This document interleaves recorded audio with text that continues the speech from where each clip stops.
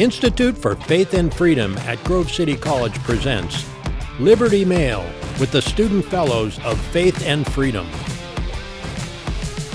Hello and welcome to Liberty Mail. My name is Grace Riley. And I'm Aaron Jenks. And we're happy to have you here today. We're here in the underground studio at Grove City College for the Institute for Faith and Freedom.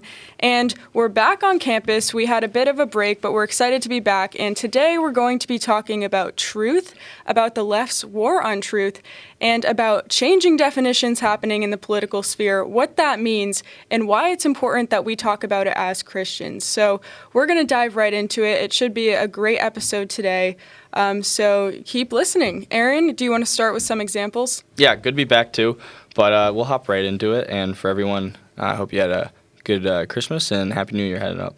But let's hop right into it, as I said. And so really what we want to talk about with this topic is there's changing definitions and changing ways of, okay, well, you can use this word, don't use that word. Mm-hmm. And it's almost a continuation of political correctness that I think in the early 2000s was really hit on hard, and even in the 90s. And so, but now it's gone further, though. Absolutely. I mean, it goes into areas where no one really thought it would go into, especially I want to say like economic terms, with most recently, okay, what is a recession? And saying, okay, well, a recession is too nuanced, there's too many approaches, so this doesn't apply to two economic downfalls or 2 months.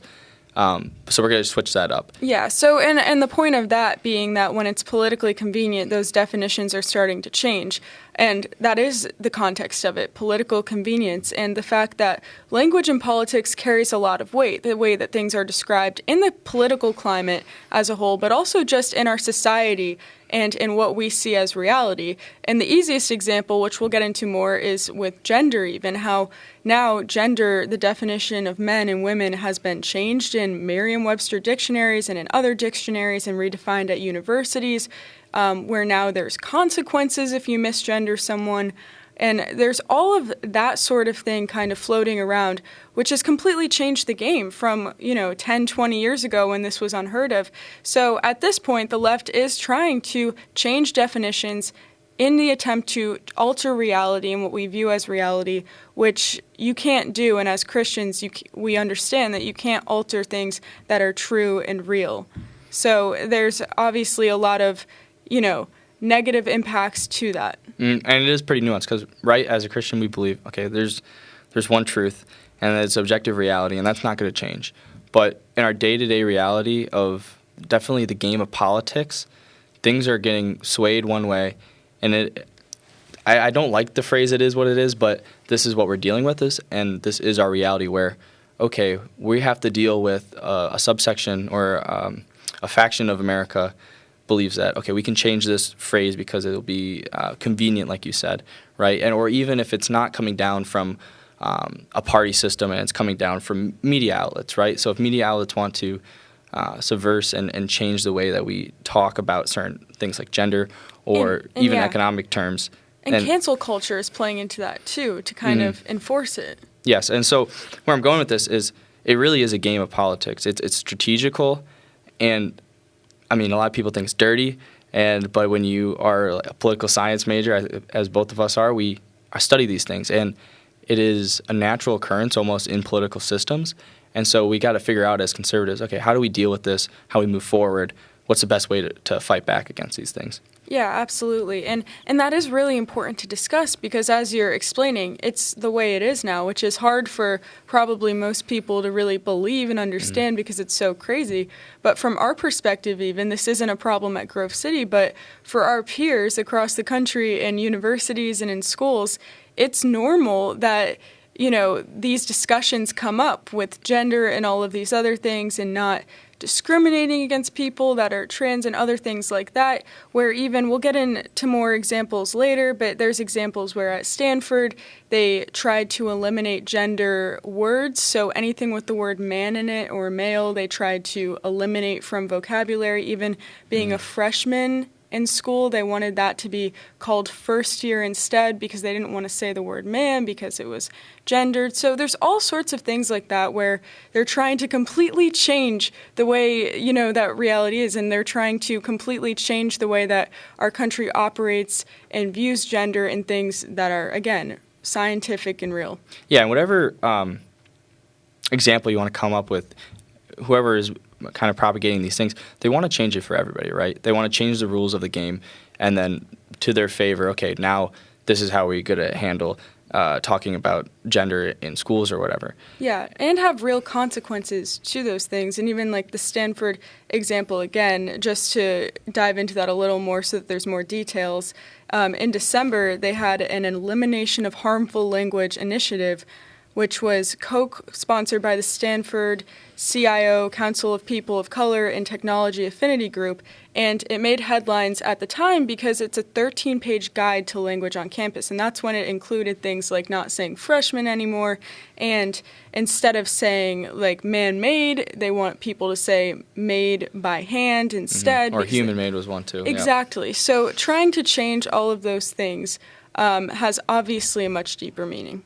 Yeah, and their motivations change from person to person. So it can definitely be this political motivation to have a strategical edge in everyday life and how we kind of view communication in the public square, right? And then you have a lot of people who I'd say more like on the civilian base where there's not a consensus in America on how to go forward with either, okay, we want to be inclusive or equity-based kind of speech, but you have this subsection of, I would say, leaders or organizations that want to change it for the rest. And one organization that kind of found that, okay, there is no broad consensus in America is M&M companies. And I think it's the Mars company as the LLC. But I don't know if you've been paying attention to where, okay, I think it was late last year, almost in the fall, where their campaign completely switched. I think it was a couple decades of the green, the anxiety, M&M. So the character personification, they said, okay, well, we want this to be gender neutral, and we want it to personify anxiety for Gen Z. And then the women, I think the purple one, or I think it's the green one, it was, had they heels. always had the green one with heels, and they had the brown one. They had the different genders that were clear, and the way that women were depicted, people disagreed with. Yeah, they wanted and to tear M&M's, down the these. candy. They wanted to tear down these kind of stereotypes that they saw, right, or that they were thinking was going to help with their sales, maybe, or was going to help. If they really believed in it, they wanted to spread inclusivity and take away heels. And okay, well, anyone can wear a Van or a flat top shoe. But as they saw, they're completely going back to it. They didn't list maybe their sales went down, but they're completely switching back and saying, okay, well, now we're going to go back to what these characters have long been, and we're not going to change it. Yeah, and the reason was, as you were explaining before, there are these big corporations or big movements and big companies that are kind of adhering to woke culture when a lot of Americans, a very big number of them, are not asking for that and don't see anything wrong with some of the way that marketing's been. There's a lot of what you would call everyday Americans that see these obvious woke marketing ploys and don't want anything to do with them. Mm-hmm. And like I'm saying, there's no broad consensus within our country right now. And I think it's been like that for a long time. You have, even from working at Man on the Street with Liberty Mail, if you go back in our older YouTube episodes or videos, some people just don't care. They don't want to answer questions about politics. They only care about maybe their family lives. They care about economic reasons or prosperity.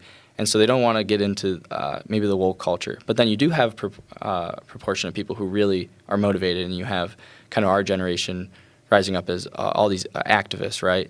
Yeah. And so there is no broad consensus on this. But time and again, we're seeing corporations are leaning towards it, where they're changing the word game, they're changing the rules of the game, and definitions are changing and words are changing. Yeah, and I think one of the reasons maybe for not having a clear consensus is because I think people are bullied into kind of accepting woke culture, because if you don't accept woke culture, or if you don't want to call someone by a certain pronoun, or if you don't want to concede those things, then you're demonized, you're called transphobic, homophobic, a racist, a horrible person, all sorts of names. So you're not really allowed to just live your life and not pay attention to things. It's shoved down your throat in a way where you're not allowed to just sit back and say, well, you can do that if you want. If you want to go ahead and change your gender, that's fine. I don't really care. I want to live my own life. That's not really okay anymore. You have to overtly say, I approve of your lifestyle, or I approve of what you're doing. And if you don't overtly say that, then that's a problem, and you're assumed to be the enemy in that sense. Mm-hmm. And we've seen pushback on the right, or pushback from the right, or conservatives, and a lot of the times it goes just as far as calling out, pointing it out, saying we need to be better, saying, okay, a recession is, what in the world? Oh, we got technical difficulties.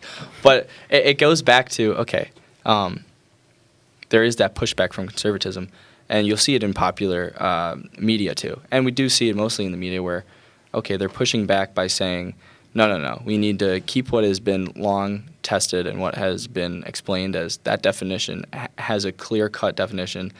But I really think the smarter and wiser pushback, and it stems with the power of the tongue and your power of diction and being able to convey your meaning and say what you mean. And it goes so simply back to, okay, think about like what your parents maybe said to you growing up, where don't say things you don't really mean, right? So especially if the left's going to change certain words and surrounding maybe gender or something, okay, work around it and be wiser and smarter than that conversation, if you know what I mean. And I think you can really do that with, okay, crafting and really looking into these topics and then understanding the people and trying to both kind of love and disciple that person while also standing your truth or standing for what is true. Yeah, I think so. And I think just off of that, breaking it down a little, like being in those one-on-one situations where you're confronted with this with people you know, that is a really difficult thing as a Christian to decide how you can, deliver truth and be loving. And just jumping back a little, because I am of the opinion that you can't change definitions, and I know you agree, you can't just change definition, it doesn't change it, especially if it's something as concrete as male or female, because and as a Christian, you can look back to Genesis in the Bible. It was the very first institution that God gave us was marriage, and he described that, and he described basically how he made men and women. So with those definitions being what they are biologically, scientifically, forget whatever other social thing, that's a scientific fact. I don't think you can change scientific facts, and if we start to give in to that sort of thing, then what else can be changed? What else can be altered? Because that's something that's scientific, very real. If that definition changes, which it has in certain places, that definition has changed in dictionaries and on campuses.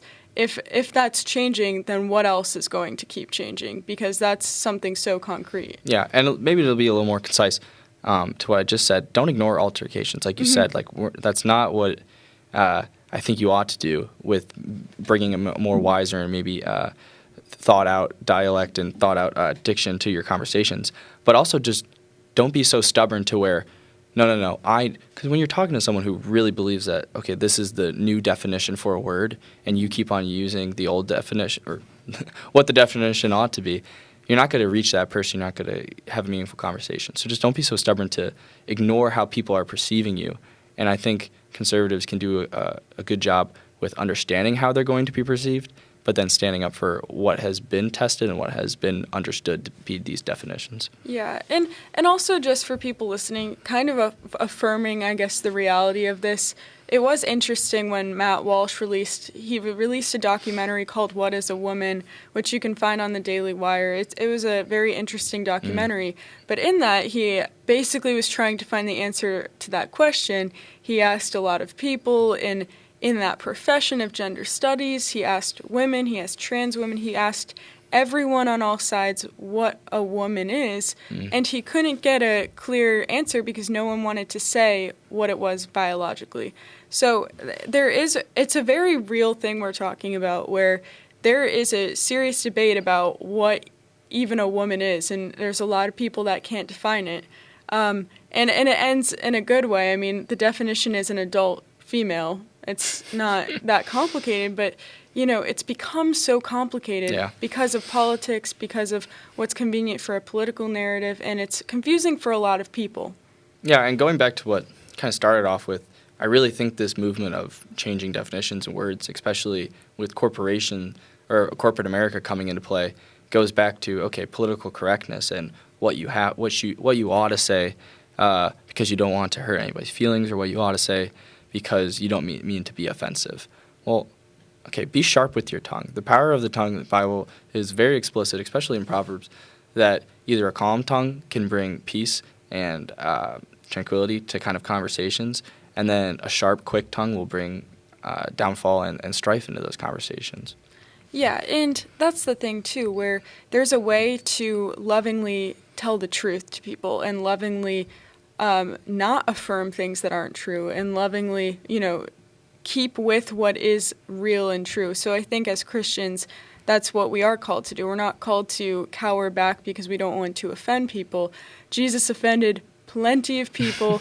Christianity offends a lot of people. And I guess the whole point of that, and that's obviously a much broader point that can be dove into at another time. But the point is, we were never told not to offend people. We were told to be respectful and loving in the way that we deliver truth.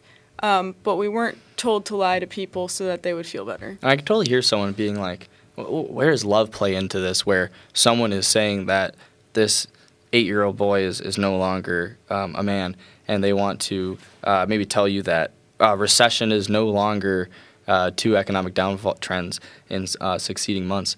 But it is how, like you said, it's being respectful and carrying yourself with, okay, you're not going to be quick and snarky with this person, because so many times political conversations will lead to that snarkiness where, oh no, I know what is true and right, and you know nothing. And you feel that when you talk about politics. And again, like, so many people in America don't even want to have that conversation, because I feel like they understand and have been in conversations where, yeah, someone is just arrogant about, okay, politics, and no, I don't want anything to do with that. Talk to me about sports. Yeah, and a lot of people do want to avoid these topics, especially because of how divisive it's become and because of how high the stakes are. Because nowadays, if you say the wrong thing even a little, then you risk being the most offensive person ever. You risk being racist, homophobic. You're not really allowed to question things. You're not allowed to have your own opinions or really think if it's not what the left would want it to be. In our current culture, which does lean towards the left more, you couldn't walk down a more liberal college campus and speak your mind about conservative ideas, because that would be offensive and it would cause people would freak out. And that's a true thing. It's not just speculation. You can find videos all over of that sort of thing happening. Well, that's pretty significant. Yeah. There is major pushback on people who kind of want to stand to, and even on social media. Easy for real. way to find that. But do you see any significance in ignoring these truths to the point where, okay, well, they're going to do their thing, let's just do our thing and push forward? You hear that from maybe some conservative outlets. Yeah, you definitely do. I think, though, that as we were talking about before, that's not even an option anymore, because the left doesn't want that to be an option. They don't want you to just ignore and live your life. They want you to affirm and conform to what they're saying. And they're creating situations where you have to make that hard choice, and they're making it incredibly significant to the point where they're trying to sue people, fire them, fine them. There was talk of putting people in jail in California in the past few years if they misgendered people. So they're putting people in positions, and this happened, I believe it was, where was it? It was Ohio University. There was a whole court case because a professor misgendered a student, and that got taken to court, and now the university's paying the professor $400,000. So these types of things are going to court. If you misgender people, they're firing you if you misgender people. There's all sorts of things where they're making it not okay to just mind your own business anymore. Mm-hmm. Well, so whether that's right or wrong, I mean, it's just the way it is now. Playing off of what you're saying is, and I'll get to it in a little bit connected. I think it's very easy, and sometimes it's nice that, okay, Grace and I get to sit here and broadly paint strokes on topics, right? Or say this is how you ought to handle it. But as you said, like, we're seeing real life examples where, okay, they're in the workplace and these things are getting thrown at them where, okay, if you don't conform to this definition or choice of words, there are real life consequences. And so in day-to-day life, it gets real messy and real quick when you put real details to this conversation. But what stands true is, okay, the Bible tells us very strongly, like, you need to be wise with your tongue. Like I said, the power of the tongue is mighty, and you can speak truth to a lot of things and plant good seeds. But if you're not diligent in your choice of words and your diction, you can cause a lot of strife. Yeah, that's very true. And I think looking at all of these from a Christian lens is the most important, and just thinking through what God says. And I mean, there's so many different examples of situations where someone might be offended if you say a certain thing, and that's with any sort of sin or anything like that. So that's a very normal part of the Christian walk of life, is trying to, spread the gospel to people no matter where they are in their life and meeting them where they're at. So I think in general, with any topic, that's important to consider. And I think just standing strong in those things and trying to, again, not waver from what's real, true, and scientific is important. Mm-hmm. It's great guidance and also leadership in your own life. But I'll be the first to admit that, yeah, we're going to fail. And there's things that I've said maybe that 10 minutes later, I'm like, man, I wish I could take that back. Or later that night, I'm like, man, why'd I say it like that, right? And so this is a real resource in our life, is your faith, and the Bible has great perspective. When you think it might not even apply to game of politics and how the America is kind of slowly changing toward changing definitions, but it applies every single day in what you think about. Yeah, absolutely. Well, we can wrap up here. I think this was a really meaningful and helpful conversation. Liberty Mail has been growing, and we appreciate you guys for listening on all platforms. We appreciate you, and we look out for upcoming events coming at Grove City College if you're in the area. And as always, thank you for tuning in. If you want to subscribe and like the post or put any kind of comment, any questions, we'd be happy to answer you. Thanks for listening. For more information on the Institute for Faith and Freedom, visit faithandfreedom.com.